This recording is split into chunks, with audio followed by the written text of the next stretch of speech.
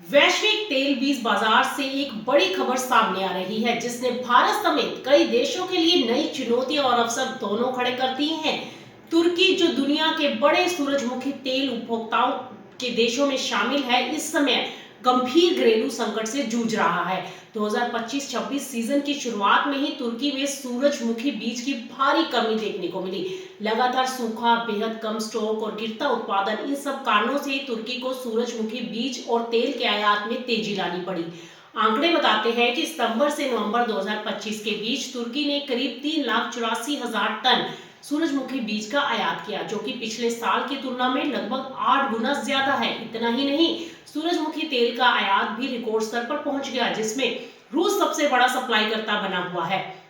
वहीं रोमानिया और मोल्दोवा जैसे यूरोपीय देशों से भी बीज की सप्लाई तेजी से बढ़ रही है, ताकि तुर्की का क्रशिंग उद्योग ठप ना पड़े और घरेलू तेल की कमी को संभाला जा सके। लेकिन अब सवाल ये है कि तुर्की की इस बढ़ती खरीदारी का असर भारत पर क्या पड़ेगा। तुर्की के आक्रामक आयात से वैश्विक सूरजमुखी बीज और तेल बाजार में डिमांड बढ़ेगी और जिसका सीधा असर अंतरराष्ट्रीय कीमतों पर देखने को मिलेगा।